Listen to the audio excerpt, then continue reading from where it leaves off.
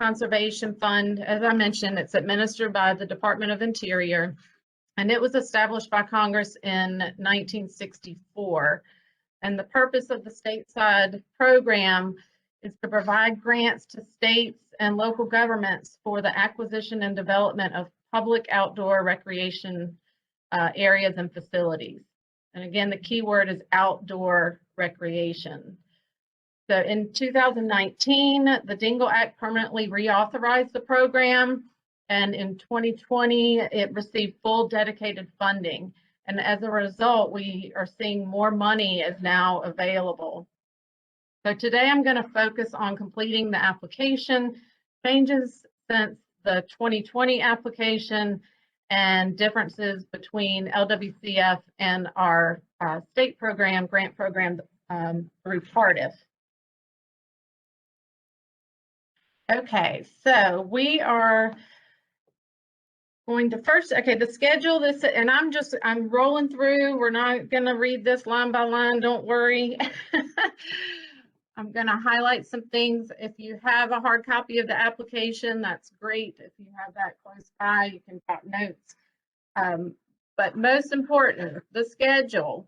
Of course, application deadline is October 1st, and applications must be delivered to the Raleigh DPR office, and you can mail them. If you mail them, they must be postmarked no later than October 1st, and make sure you have a tracking number.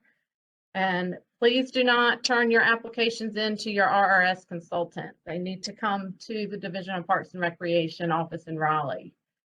And so we anticipate the funding cycle will open in December, which is when we will be able to make recommendations for funding to the National Park Service. And if all goes well, then awards should be announced in the spring of 2022.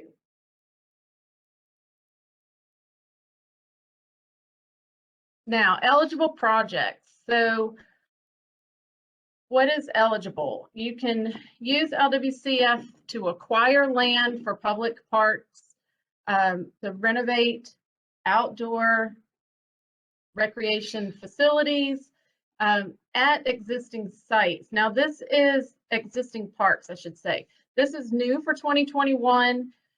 This includes any park. It does not have to be an existing LWCF site. So, and renovation at an existing park can include new development. Now, if you are doing an acquisition grant, if it's a brand new, it's not an existing park, then acquisition only is your option. You cannot do new development at a new site. Now, if you are acquiring property to expand a current existing park, then yes, you can also do renovation and some new development there. So I know that's a little bit confusing, but it does broaden eligibility this year, so we're glad to be able to offer that.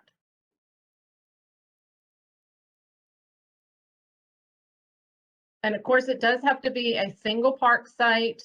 A continuous corridor greenway is eligible, but we do caution you, LWCF boundary restrictions are very rigid, and you are likely to run into some problems down the road with a greenway that is LWCF assisted.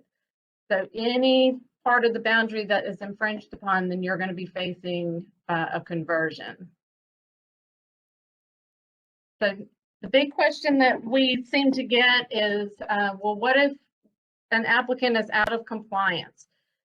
At the site that you plan to apply for, your Recreation Resources Service consultant will do a pre-award inspection, and that is to confirm, excuse me, compliance and eligibility. There are some issues that can be addressed at time of application, others during application, and others after. So if you know you have an existing LWCF site that is out of compliance, please bring that to the attention of your RRS consultant as soon as possible and prior to making application. if we can, we'd like to resolve the issue prior to application. Now, sometimes the project that you are proposing and applying for could be the remedy to your conversion. So obviously, if that's the case, we can't remedy the conversion prior to application. But even if out of compliance, if you are making substantial progress to correct the issue, then you very well may still be eligible to apply. So that's really important. And then same as last year, same with Part If, our maximum request is 500,000. And your local match, we're going to talk more about this further down in the application. But maximum, the most assistance you can receive is up to 50% from LWCF. So it is likely, depending on the application, you may have to provide more than a dollar for dollar match. So we'll talk about that, but in short, with LWCF, overmatch does not help you. And like I said, when we get to the budget form and budget narrative, we'll talk more about that. So property acquired with LWCF, it must be restricted forever for public outdoor recreation use only. So that's a long time. Now, this does apply to development as well. So this is different from Part If, where Part If development carries restrictions for 25 years. LWCF, it is also in perpetuity.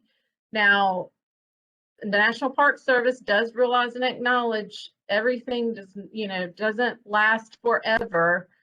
So it's an unwritten rule, but generally speaking, development is expected to be maintained as long as it has not deteriorated due to lack of maintenance. Kind of the unwritten rule is 20-25 years. So just keep that in mind, though, but you do have the obligation in perpetuity. But with development, there are ways to declare things after the expected life expectancy of the item, which, like I said, the unwritten rule is generally 20-25 years. We can declare certain items obsolete. You can have a change of use if your trends have changed and the need has changed in your community. So there are things that we can do to accommodate age of facilities and changing trends. So now the LWCF boundary, just FYI, this is what was previously referred to as the 6F boundary. I now refer to it as LWCF boundary. It's going to be a hard habit to break for a lot of us. So, but I wanted you to know that is a change from the National Park Service.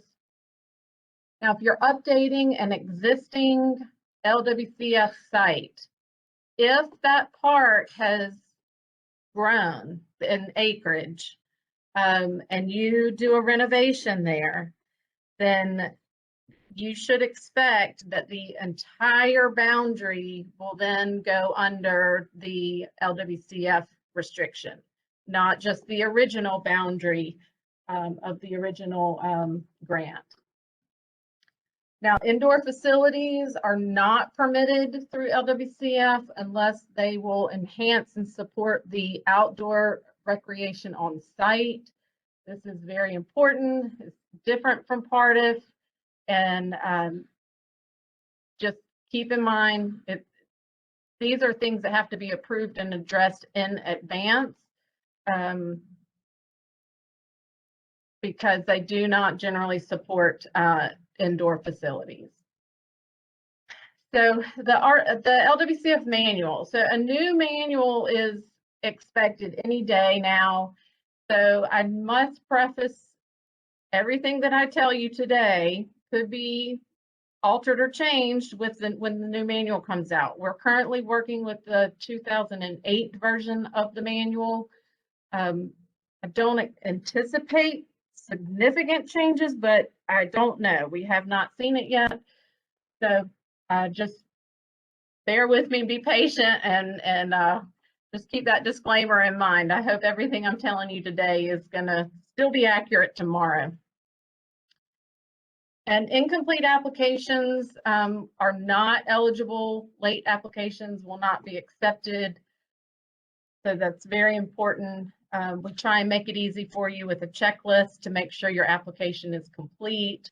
And when it comes to selecting recipients, what we will do, we do a similar scoring of all applications, similar to the PARTIF applications, and then we make recommendations. Once we have confirmed eligibility and we have scored the projects, we make recommendations to the National Park Service for funding.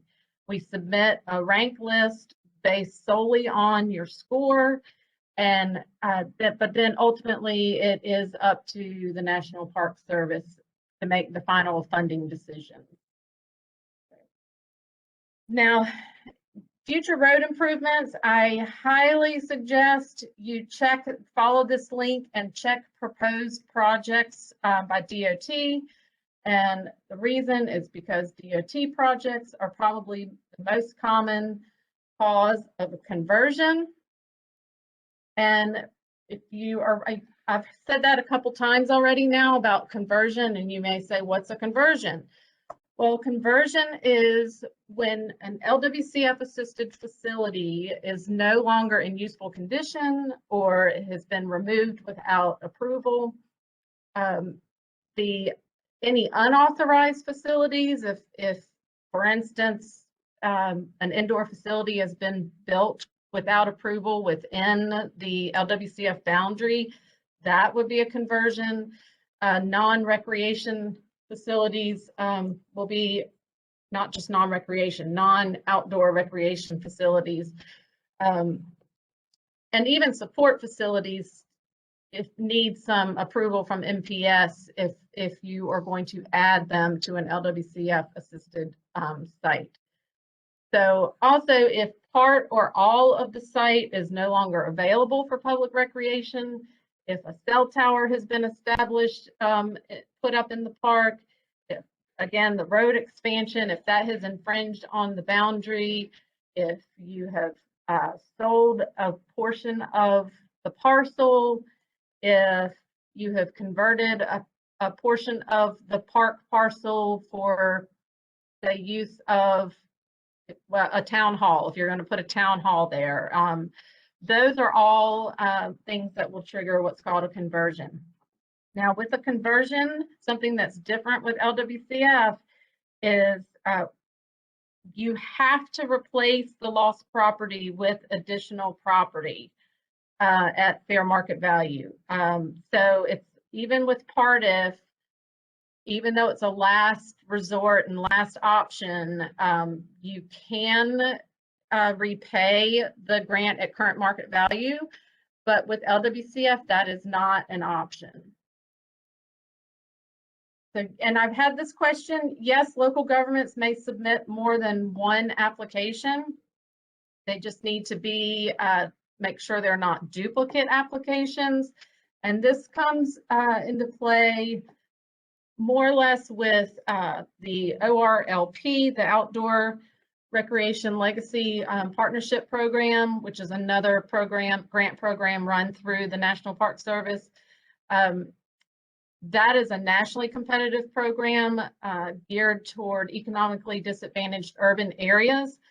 Now, if you have applied for LAP and you have applied for LWCF, that's fine, but if it's a duplicate application, you cannot be awarded both.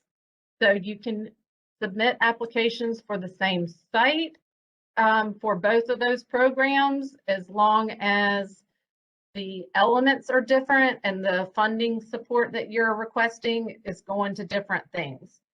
So, but with the regular LWCF cycle, yes, you can submit more than one application. If you have two different sites that you would like to apply for, that's certainly doable, and you're eligible to do that.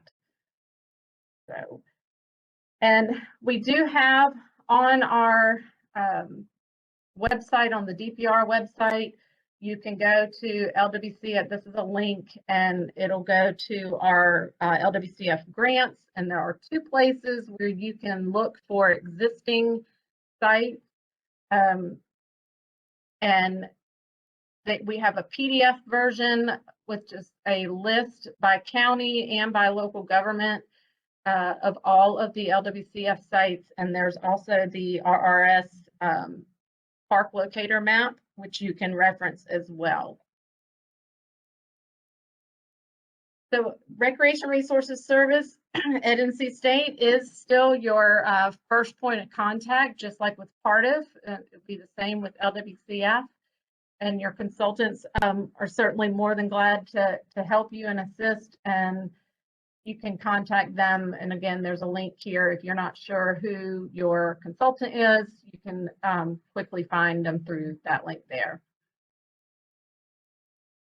So, okay, the ratio of grant funds. Let me go ahead and kind of tackle this, because this is the most often asked question that we get. How to do your budget narratives. Here is an example of a budget narrative, which is in your application. So you have your total cost.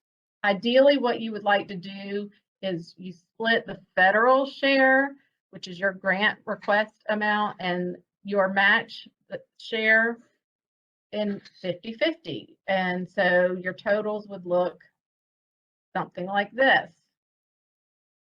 So you have your grand total, and 50% is matched by the applicant and 50% is requested from LWCF. So, and you figure your share amount by dividing the federal share by your total project cost. So in this case, again, 50%, that's the maximum allowed. And that's ideal. That is, if you can, that's what you want to do. Now, with an overmatch, it's not always possible to stick to 50% because we do have the $500,000 grant request cap. So if your project is over $1 million, then obviously your share is going to have to be more. So here, this is an acquisition, but it doesn't matter. It could be a development project. And you see here, the project total is just over $1 million with the $500,000 request cap. So anything above is the responsibility of the applicant. So in this case, the applicant match would be $625,000. Now, to get the percentage, again, you divide the amount requested by the project total, and in this case, it's 44%. This is the rate of your reimbursement. Now, if a project comes in under budget, let's say they thought that this project was going to be $1.1 million, but they come in under budget at $900,000.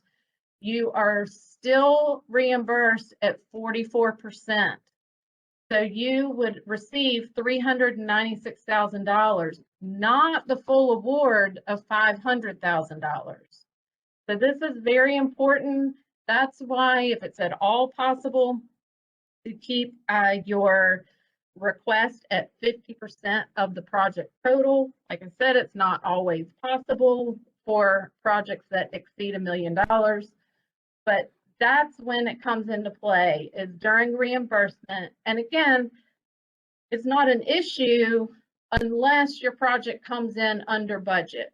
But if that happens, your reimbursement rate does not change. That is part of the contract, and then you will not receive your full award amount.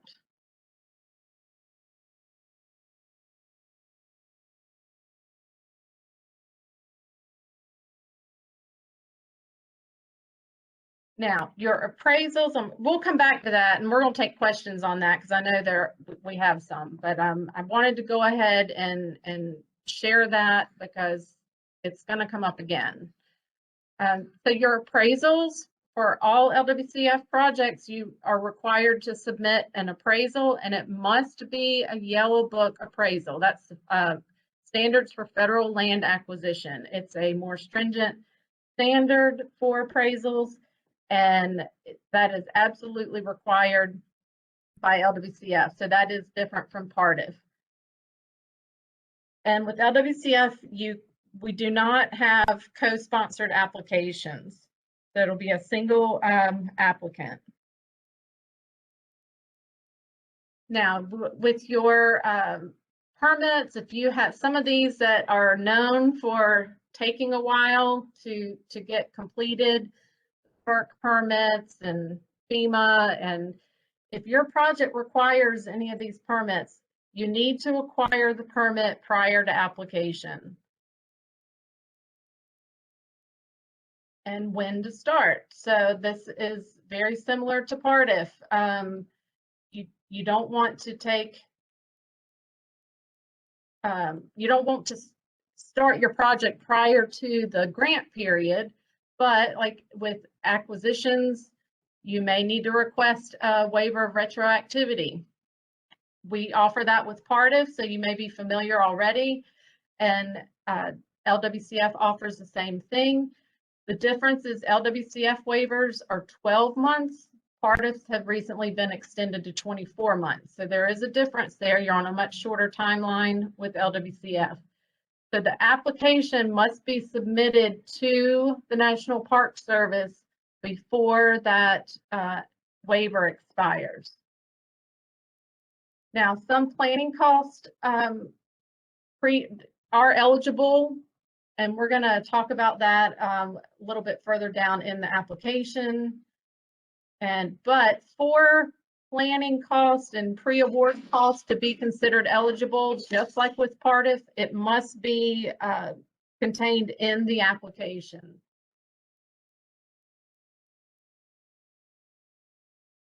And again, another similarity to PARTIF, your budget narrative will be part of your contract. So it's very important that you have that as an accurate document and numbers. So do we have any questions so far? Hi, Chris. We have some questions from the chat. Okay. So the first question is a little clarification regarding eligibility. Mm-hmm. If they apply for a renovation or replacement at a non-LWCF site this year,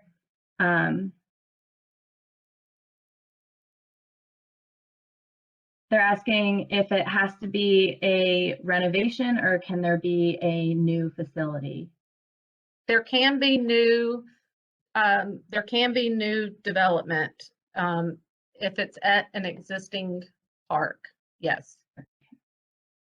The National Park Service had gave us a broader definition of renovation, and so rather than it being required to renovate or replace existing elements, they did give us a broader definition that they said, well, that's renovating the park if you're adding something new. So new development with a brand new acquisition is not eligible. But in the National Park Service view, if you add elements to an existing park, that is renovating the park. Great, and I think that clarifies this next question. Can LWCF grant be used at any current projects, or is it new projects only? So that's opposite, right? I'm sorry. It's only current projects, not new projects. Can an LWCF grant be used for any current projects, or is it new projects only? Well, LWCF, it has to be an existing park site or land acquisition. Now, it does not have to be an existing LWCF site. This may be a park in your inventory that has never received LWCF funding, but yes, you could apply this year for that. Last year, it had to be an existing LWCF site. This year, it just has to be an existing park. Great. When do you anticipate knowing which fiscal year 20 LWCF applications will be rewarded? Everybody ready for some good news? Notification came yesterday that the funding cycle is open. So what that means is after today, after this webinar, I'll be able to start entering your applications. So that's good news. That goes through April 30th. And in the past, if things kind of follow a similar timeline, then I would expect, and Bear, please jump in and correct me if I'm wrong, but I would expect if the funding cycle closes April 30th, that you may be ready for contract like July 1, possibly. Bear, does that sound familiar? 2 months, I believe is. That's a good estimate. Okay, yeah, we don't have a firm timeline, so anyway, but yeah, so that's some good news I was glad I was able to share today for those that have pending applications from last year.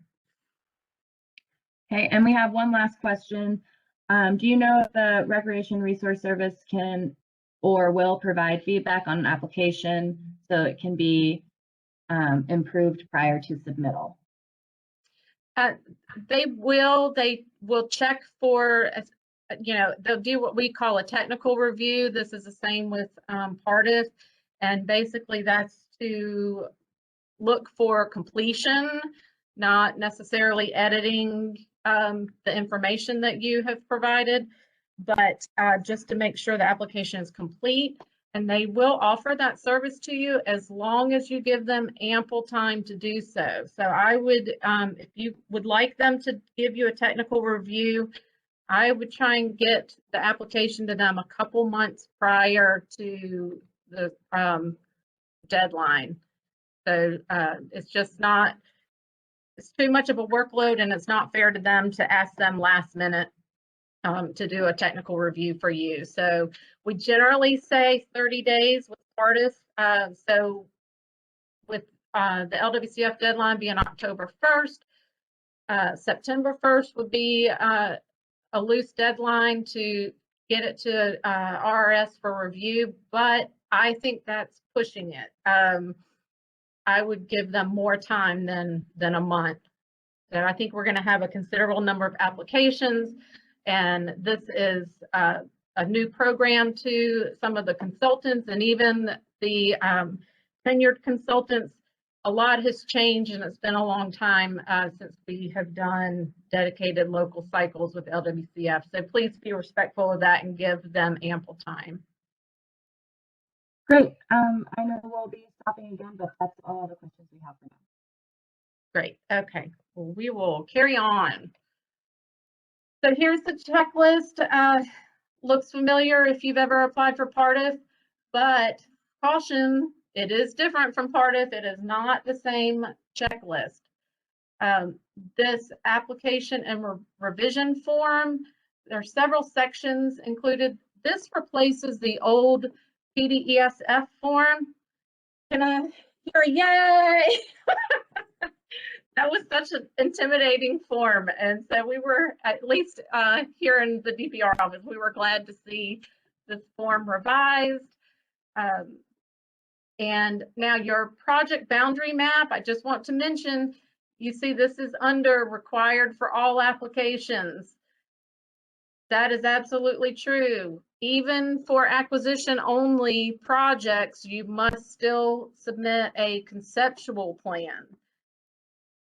Without that, your application will be considered ineligible because it will be incomplete. Now, we've had this question a couple of times.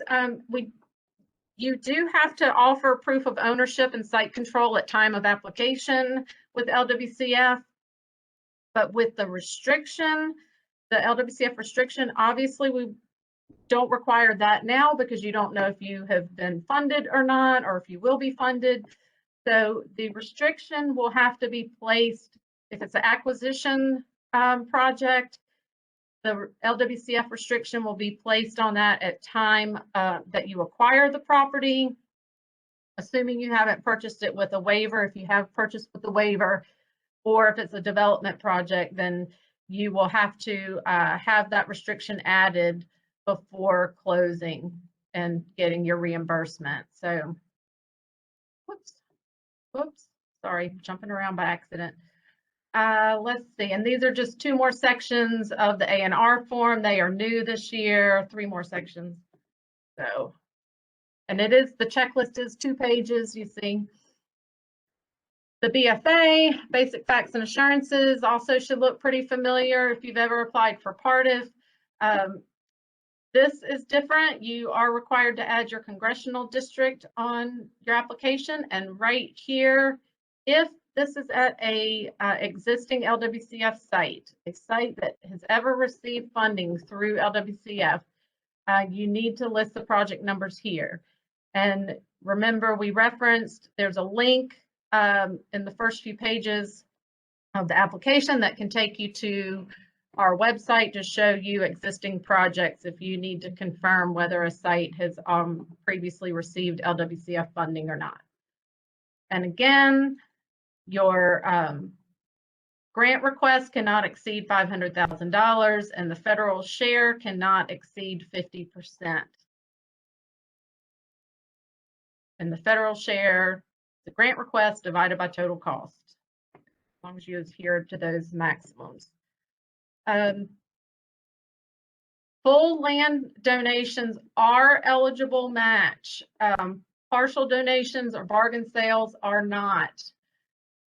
So this gets a little complicated. This is kind of like the budget stuff. It's a little difficult to explain, but if you are using donation as match, and we'll go through this later too with a more clear example. You need to note it in the application, obviously, since that's your match. If you do not use the full value, donated value in this project, as long as it's noted in the original application, you can carry that forward to be used as match in a subsequent project. So like I said, we're going to go over that again and in more detail, and I'll show you a good example. But I want to go ahead and mention it because it's a little bit hard concept to grasp and different than last year, and it's different from PARTIF. So now when I say full land donation, that means 100%. 100%. Those are the only land donations that are eligible for match. So other matching funds, most federal funds cannot be used to match LWCF, but there are a couple of examples, and we've noted them here for you. Recreation Trails Program and the Community Development Block Grants, those can be used as match with LWCF. So, and again, very similar. You may have anticipated funding sources. You may have applied for other grants that you think you're going to receive. And if you don't, then the applicant is expected to cover that match. So, and then of course, I'm gonna skip through this. This is just, we show an example page and then a blank page for you to be able to complete for your application. So, all right, so the project timeline, you need to keep this simple. The National Park Service will look back at this if you down the road request an extension. They do expect you to adhere to this as closely as possible, and if you do not, they could possibly deny your extension request. So make sure this is reasonable, and just know that it's important. And now this is another one a little bit hard to explain, but planning costs are eligible, and we note here in the application, as long as it's 2 years no longer than 2 years before the application date. We do have a little bit of room on that, and only because we don't have hard timelines with the National Park Service at times, so we couldn't put a hard timeline here. So we were just very generous with the timing where we mentioned 2 years. We technically have up to 3 years as long, but that's not to our application deadline date. That's 3 years prior to it being submitted to the National Park Service. So with Partif, I know you can submit your application possibly, early, and well, it's different with the National Park Service because we have to wait for them to open the funding window, and that's generally only going to be open for 4 to 6 weeks, and we can't submit things early. So certainly if it's 2 years prior to our application deadline, which this year would be October 1st, 2019, clearly will be eligible. And you probably could go 4 or 6 months prior to that. So if you have some pre-award cost that you would like to be eligible, just ask your RRS consultant if you're not sure. But that's a little bit different from Partif. So now, this is really important. Land acquisition incidentals are not eligible. So for instance, your surveys, your appraisals, closing costs are not eligible with land acquisition. And this is a new question. It's pretty straightforward. I'm just kind of pointing it out. If you applied last year, they are asking about your previous experience with federal funding. So that's a new question on the application. And all right, so any questions? We've been through the checklist, the basic facts and assurances, matching funds, and timeline. Yes, we have a question from a potential applicant about, so they say, what if we have an outdoor playground construction project planned and contracted, but the construction has not started and will not start until next year? Can you apply for the grant to help cover the cost for the new playground? As long as you have not incurred any expenses prior to the grant period, which is your contract dates, then yes. Will current LWCF sites be given preference of consideration for funding? It's not part of the scoring tool. Well, actually, there is, let's see, LWCF funding per capita is in there, but no, I mean, specific sites, no. Okay. Can in-kind services be used as match? I'm sorry, I couldn't hear that. Can in-kind services be used as match? No.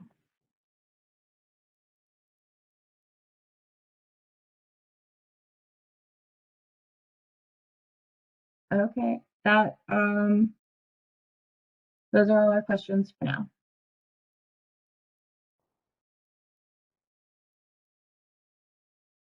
All right, so on to the budget narrative. And in this example, I just want to mention what this is really important, whether it's acquisition, whether it's development, but all of the different pieces throughout the application must match. So like in this case with a parcel information and parcel number, you need to make sure if the parcel number is listed here, if it's listed on the location map, that it all matches. In the appraisal, if you mention the parcel number in the A&R section, the SHPO letter doesn't generally list the parcel number, but if it does, make sure it matches. Same with the other narrative items. We want to make sure everything in your development that's listed here matches and is mentioned in the A&R form and any description, that that you give of the project. So it's very important that all the pieces line up. So now contingency is not eligible with LWCF. That is different from PARTIF. And then also this is new. I just talked about pre-award expenses and how they're eligible a couple of years prior to your project period, your contract period. But you do have to note it on the application. Now, in this case, we have, your architectural fees, which generally could be all pre-award expenses or not. If not, then you just need to put the correct amount down here. In this example, we just use the full amount. So then, this is new here about describing site resiliency. And so, this is your pre-disaster planning, how to lessen the impacts of floods, extreme weather, recurring events. And you need to, maybe note how you're going to make use of the natural landscape, particularly in water management, how the development items are going to address those things. And you're going to see that again.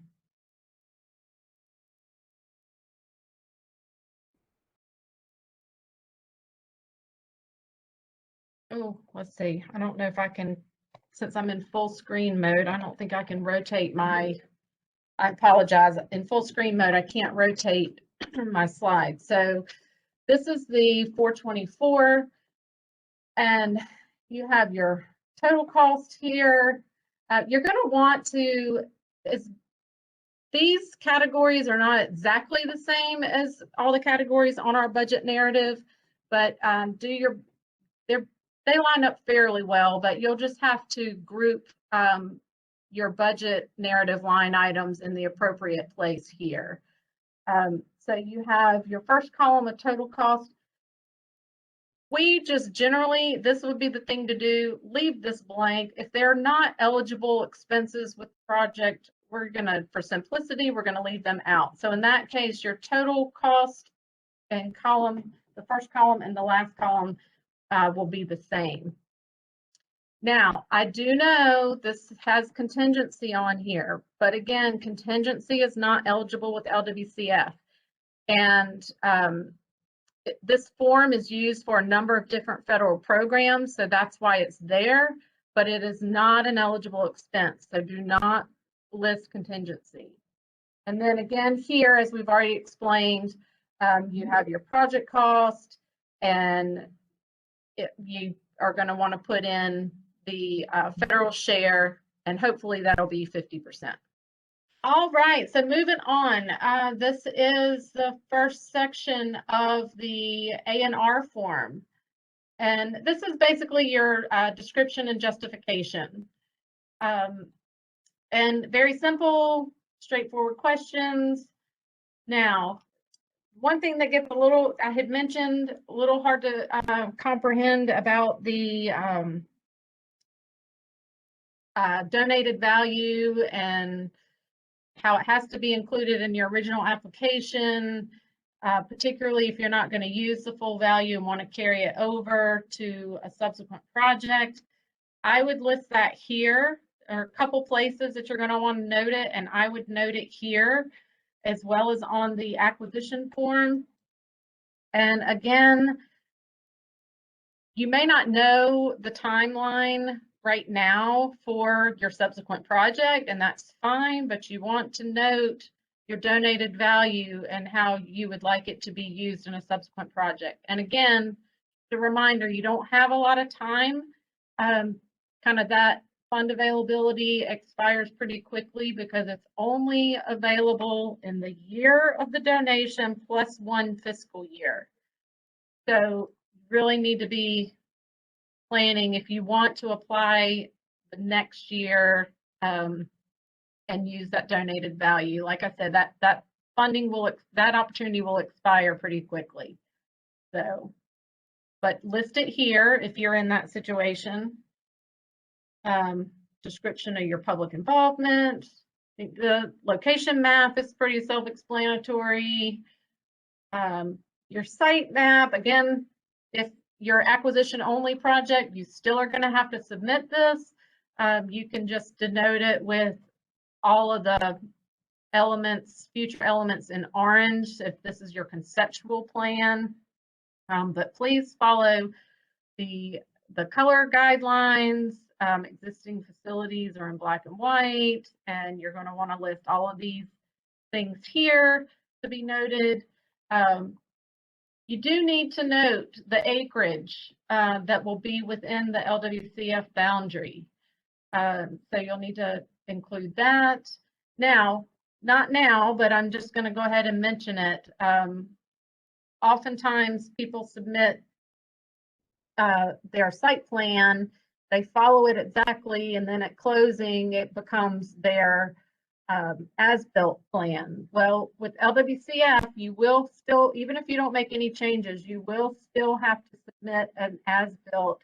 And the reason is because at closing, this map is going to have to be signed by your local official and include the grant number that you're awarded. So, all right, and your SHPA letter, nothing different from Partif, but I do want to stress, do not wait. Yes, sir. This is Baird jumping in. It wouldn't be bad to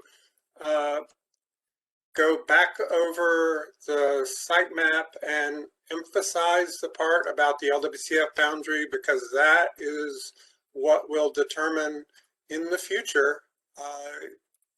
Do you have a conversion? Thank you, Baird. Yes, and Baird's absolutely right. So the LWCF boundary, just recall that carries a restriction in perpetuity that anything within that boundary will be used for public recreation. And so anything within this boundary that's noted on the site plan or the as-built plan, all of the LWCF guidelines will apply. So 10 years down the road, you cannot come in here and build a town hall. You cannot come in here and build a senior center. It's not allowable, and those things will cause a conversion. And of course, here you're right along, you're cornered on two roads, and if you can pull the boundary in just slightly, that will accommodate future road expansion, so you can avoid a conversion. So thank you, Baird. And yes, this is extremely important. You don't want anything to infringe on the boundary, and you don't ever want any unauthorized facilities built within the boundary. Chris, this is Jolene. Yes, ma'am. Yeah, so if you're applying for development at an existing park that is not currently LWCF, how do you define those boundaries? Well, it's generally going to be, the current park boundary, but you do have the flexibility to, like, particularly along the road, you can pull that boundary in a little bit to protect for future road expansion. Now, we had this past year, there was a park, they submitted application, the entire boundary, they drew the entire park as the LWCF boundary, but within that park, I think it was a fire station, but there was a fire station. So we went back and asked them to redraw the LWCF boundary, because you could not have a fire station within a LWCF boundary. We had another one similar to that had a water tower in the park. Well, we had them cut out the water tower.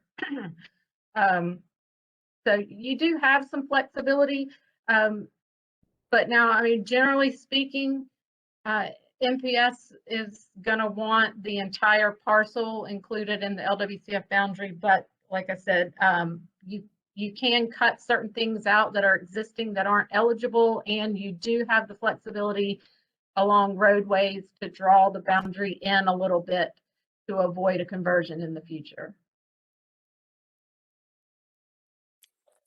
And by identifying the boundary, it needs to be identified with meets and bounds, so it's essentially surveyed.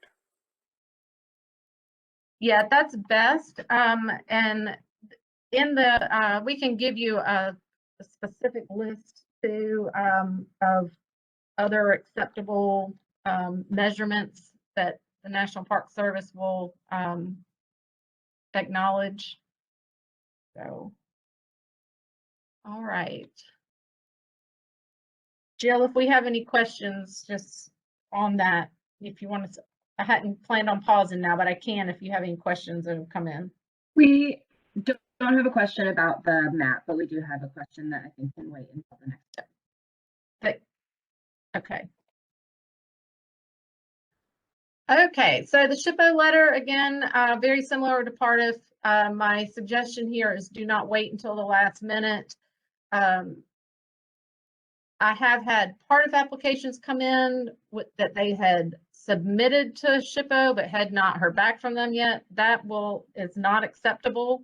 Your LWCF application will be considered incomplete and ineligible in that case.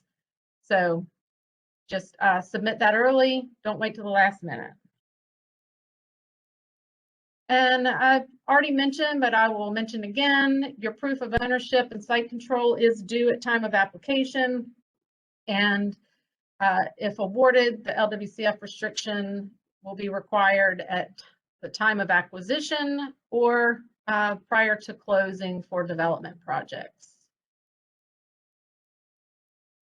Now, leases are acceptable with LWCF.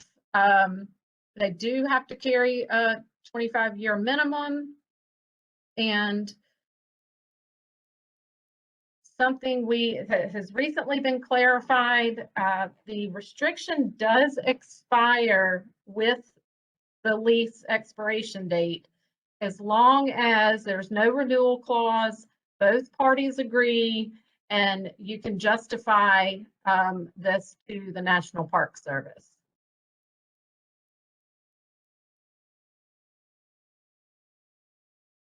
All right, and the next section of the A&R form for development and combination grants. Again, you need to make, as I mentioned before, it's very important that all of these things align. Your narratives, your 424, just make sure that they all align and are consistent. And I don't think there's anything really in particular that we need to cover as far as each of these questions. I'm scrolling through. Generally, number 6 is not going to apply to North Carolina. Your very, very cold climate areas, there are some climate criteria that would allow for some like enclosed swimming pool, but in North Carolina, not really applicable. And I think those are all pretty straightforward questions. So, okay, so quick pause. Jill, do we want to take that question now, or is it something coming up that we're going to cover? I apologize if it's something coming up. I'm not sure. So Okay. if you don't Okay. mind. No, I don't mind at all. When estimating construction costs and when bidding out federal law, I'm sorry, Jill, I can't hear you. okay. Am I muffled or am I quiet? Well, it was a little of both, but you're good now. I can hear you loud and Okay. clear. Sounds good. When estimating construction costs and when bidding out the project, what specific federal laws or CFRs does the applicant need to communicate with consultants and contractors, such as Buy American Act and Davis-Bacon? Yeah, those should be addressed up in the resources section of the application. And if you don't find exactly what you're looking for, Baird, if we can make a note, Jill, who's asked that question, or we could follow up with later? Baird's making a note. Okay. That's right, Baird, you can see the chat, correct? Because I can't see it. Yes, I can see it. Okay, very good. It's Shawsheen from City of Raleigh. Okay, very good, Shawsheen. Thanks. Yeah, if you don't see it in the resources section, and we'll follow up with you afterwards as well.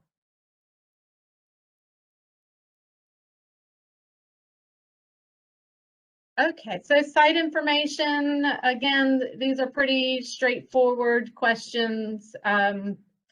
I don't think there's anything that'll hang anybody up here, so I'm not going to spend much time.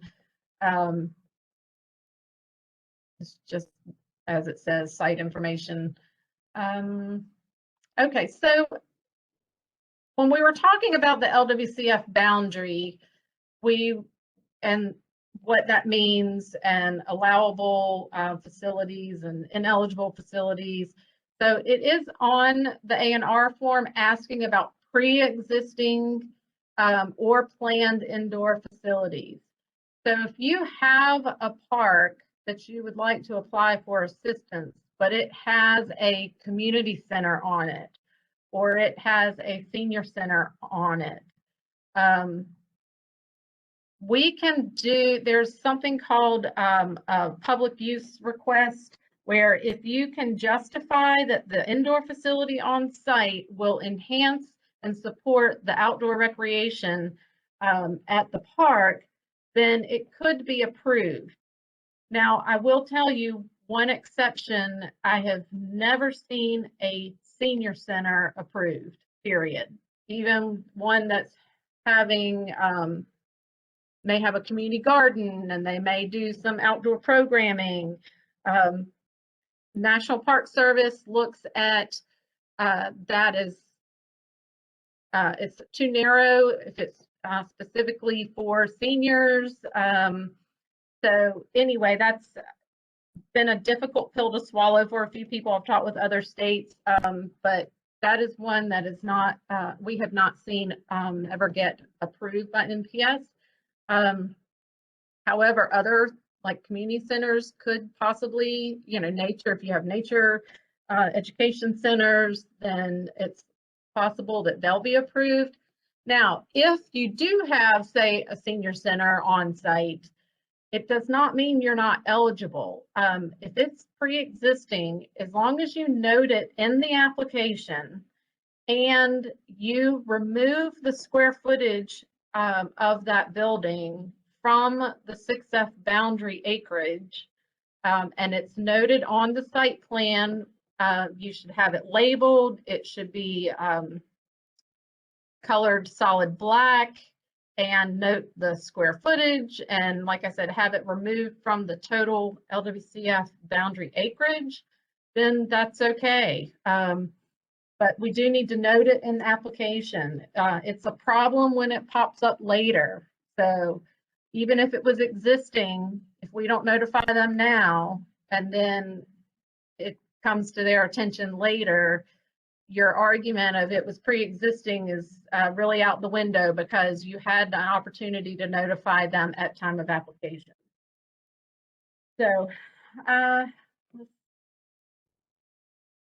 and we already pretty much talked about this. Is the LWCF boundary the same as the boundary of the park? Generally speaking, yes. But like I said, along roadways, you can pull that boundary in. If you have certain things like we just discussed that aren't eligible on site, you can cut them out of the boundary. And the rest of the questions, I think, again, I won't spend much time on. They're pretty straightforward.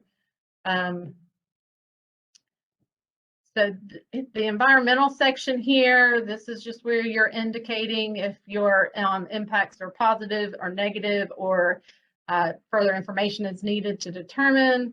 And And so there's 2 tables that you will complete, and depending on the result of these 2 tables, it'll determine if you need an environmental assessment or either an environmental impact statement.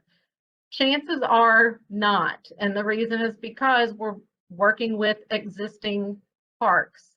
But on the second table of this section of the A&R form, if, as it says here, if you answer yes, then that's going to trigger an environmental assessment. So obviously answer it truthfully, but I don't think we'll have anyone run into a problem with that. So, and I apologize here. We kind of have a little bit of a duplication on the form number 4, and then here listed in the reviewers are a duplication. But anyway, you do just have to note who completed that information and the signature of the applicant.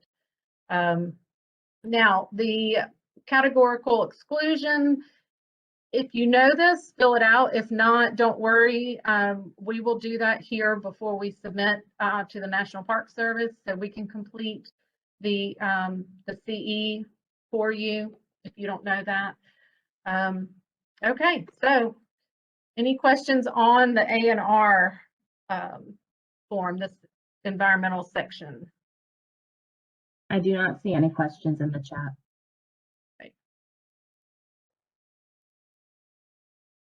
So moving on to land acquisition, when to take title. Do not take title prior to your contract period, unless you have received an approved waiver, and then again, the waiver is in effect for 12 months.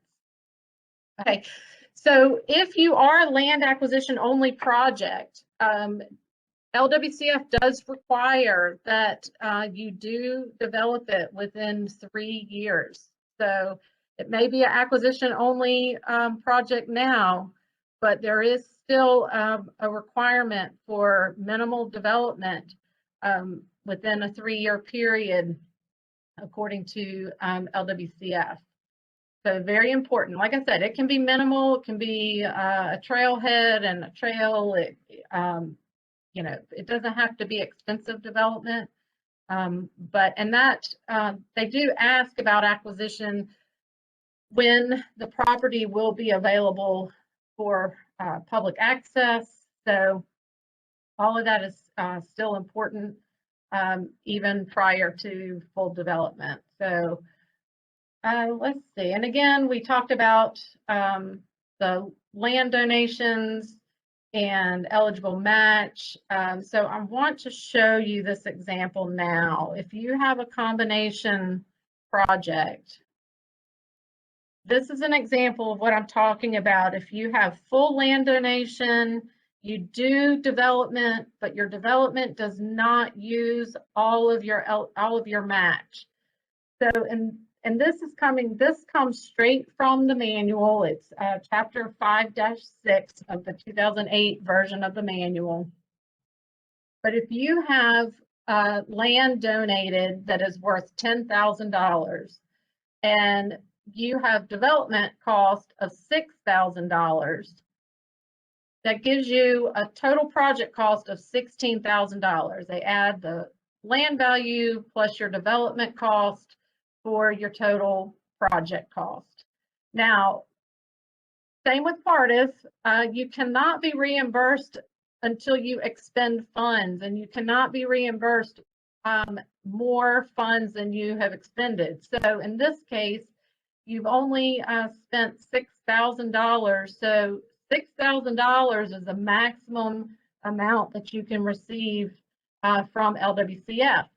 So basically that adjusts your project total from $16,000 to $12,000 because LWCF reimburses a maximum of 50%. So what happens then to the other $4,000? You had $10,000 in match, but you only used $6,000. So any portion of the value not utilized may be available in subsequent projects. And as I mentioned, it has to be noted in the original application.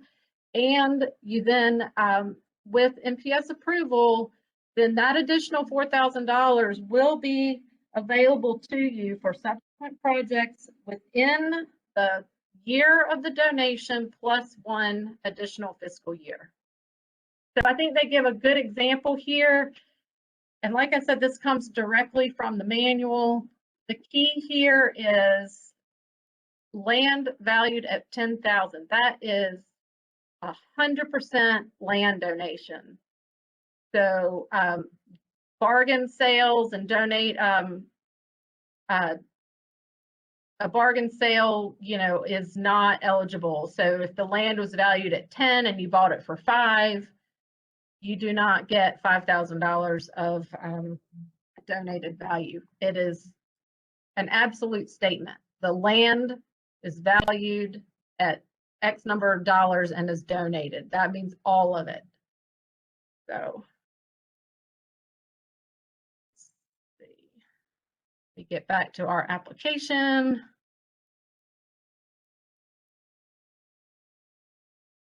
And again, I just need to emphasize land acquisition incidental costs are not eligible expenses. That means surveys and appraisals and closing costs, attorney fees.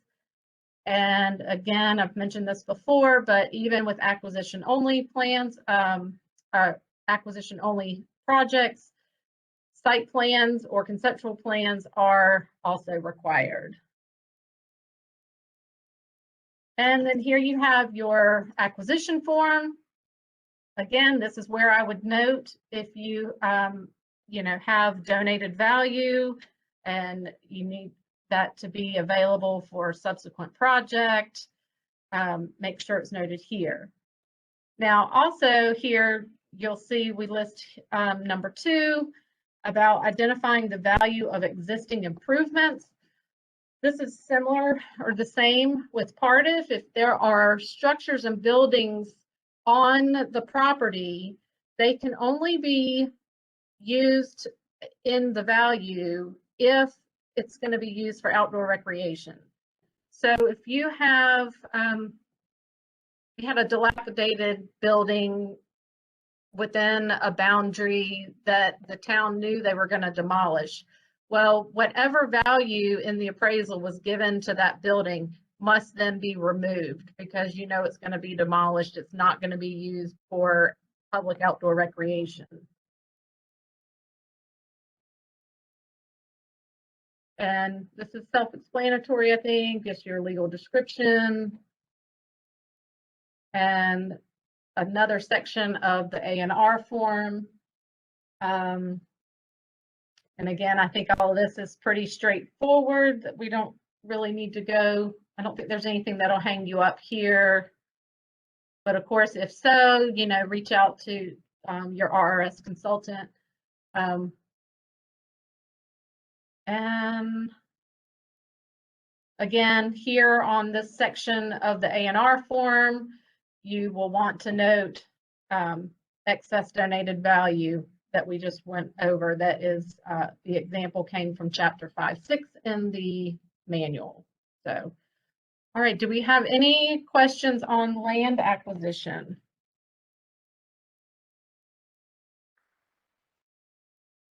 Yes. If a connected property is purchased, is that supposed to be next to LWCF property used for recreation? Is it considered a part of the LWCF restrictions? I'm sorry, repeat that again. I think, Phyllis, do you mind unmuting?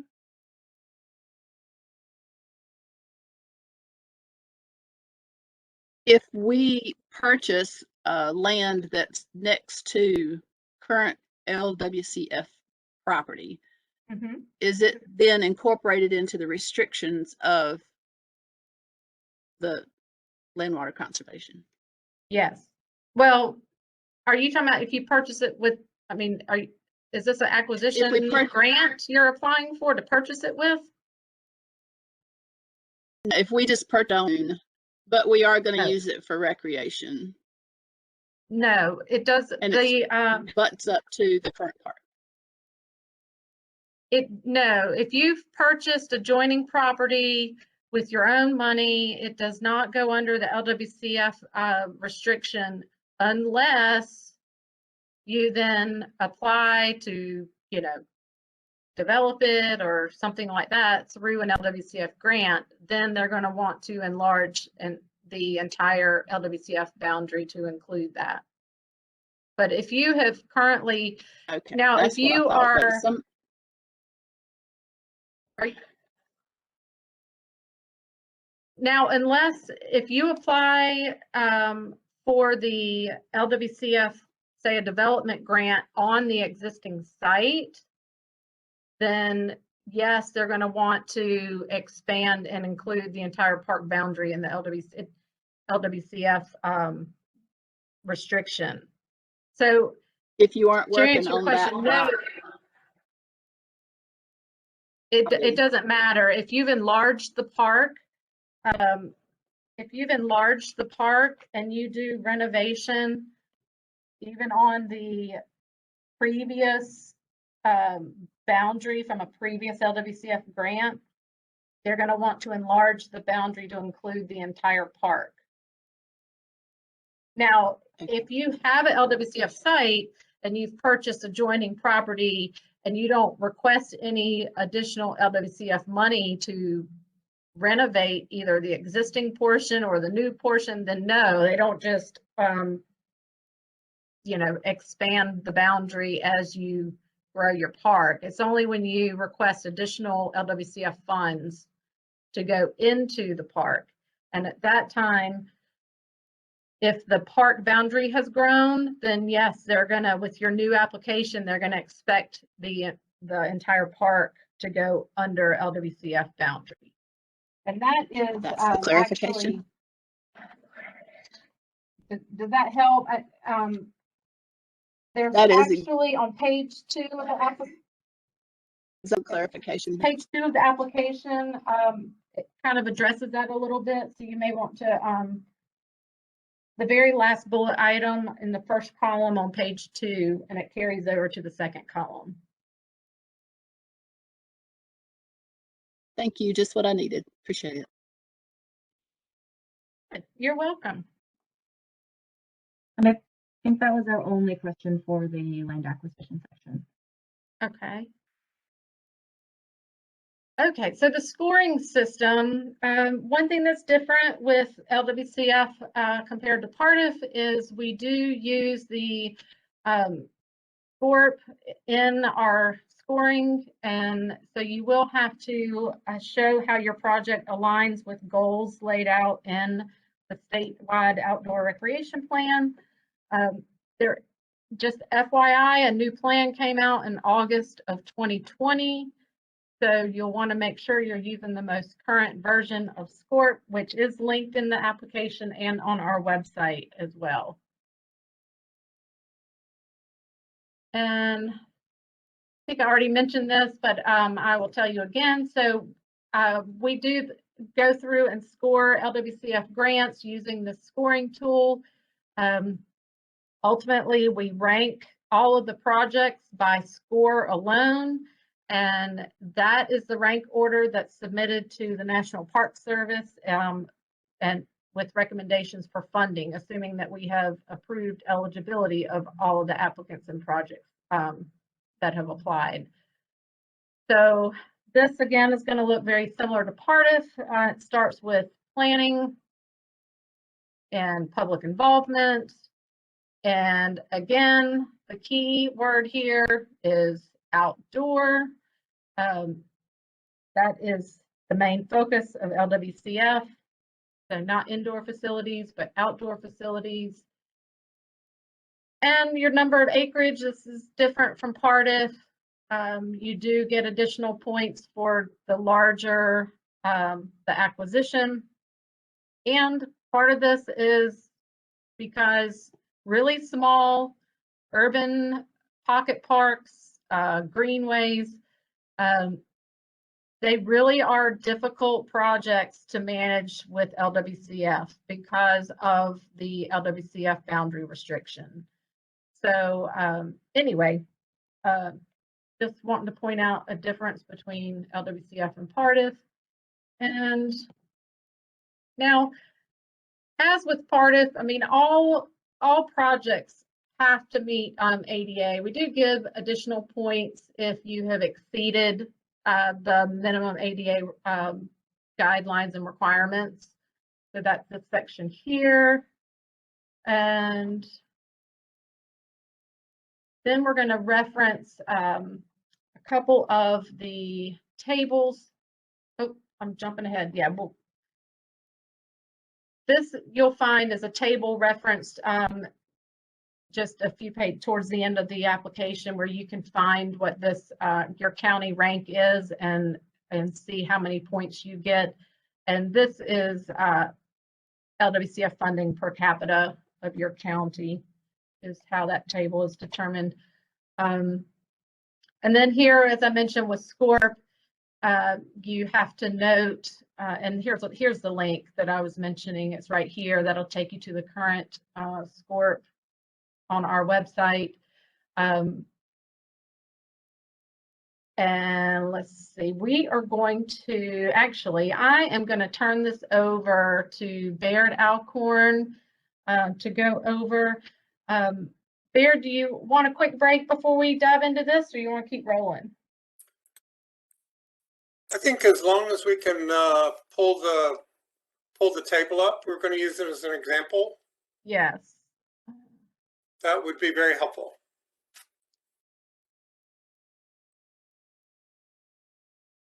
Here we go. Yes. What we have here, is the scoring table, and also an example of the table showing the supply of recreation resources for each county. Now, the scoring is a measure of geographic distribution.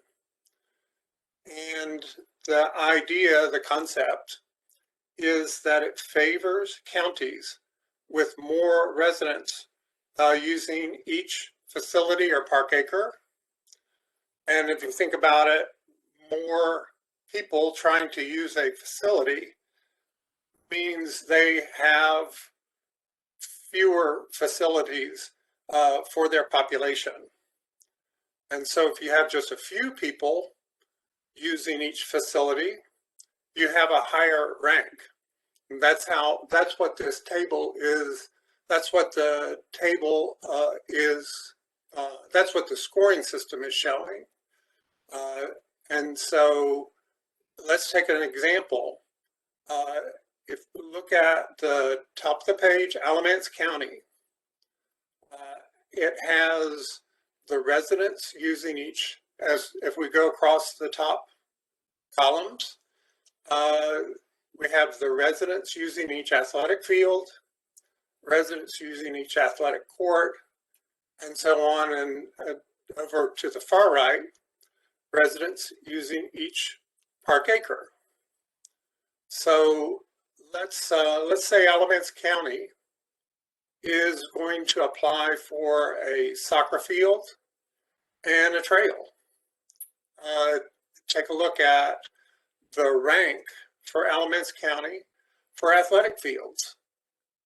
They're ranked number 32 based on their residents per athletic field. And if you look at the full table, you'll be able to see how that ranking, how the various counties rank from 1 to 100. So since Alamance County is ranked number 32 for athletic fields, go down to the table below where they show county rank, high to low, based on residents per facility or local acre. 32, the ranking 32 is between 31 and 40. So that would be awarded 6 points. Now, for the trail miles, the residents per trail mile, jumping back up to Alamance County's information, residents per trail mile is 3,055, and that is ranked 49th out of 100, so right about in the middle. Now go down, take that rank 49th, go down to the table that converts rank to points, and 49 falls within the range 41 out of 50. So that's would be awarded 7.5. And in order to get a score for that project, since there are the two facilities being proposed, one being awarded 6 points, another being awarded 7.5, you divide that total 13.5 by 2 for the two types of facilities being proposed, and the score would be 6.75, which is the average of 13.5 divided by 2. And so that there's an example. That's the concept. The table provides the information county by county. Every county is in there. All the counties ranked 1 to 100, and then the table showing then use the table showing the county ranks converted into points awarded. So hopefully that's clear enough, and would be glad to cover it further if need be. Oh, I'm sorry, I was muted. Thank you, Baird. Sure. Did we have any questions? Where's the fall county list located? It is page, I think it's 42 of the application. Here, I'll might be page 41.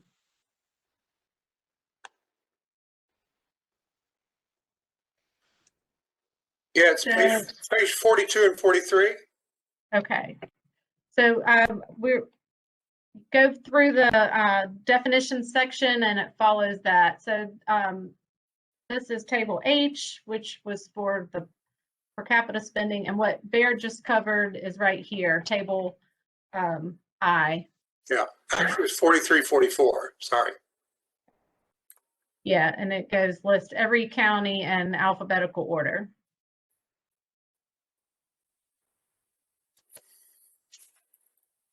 And of course, your contacts are on the last, I'm sorry?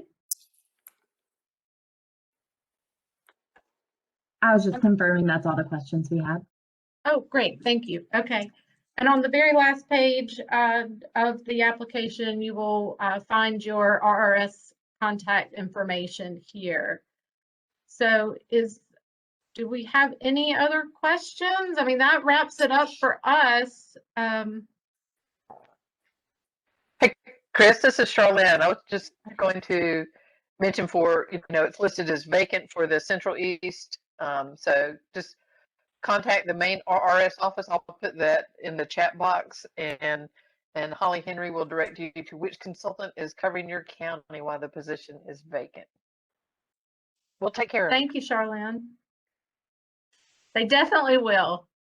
And I thank everyone for attending, and I encourage you to apply. Like I said, we have money available. So this year, the allotment for North Carolina was $7.1 million. Now, all of that does not go to local projects, but we will have, we have more funds than we've had in a number of years available. So let's take advantage of it while it's available and get our parks, spruced up and in pristine condition, and make some additions too while we can. So thanks so much. I hope everyone has a great afternoon and good luck with your application.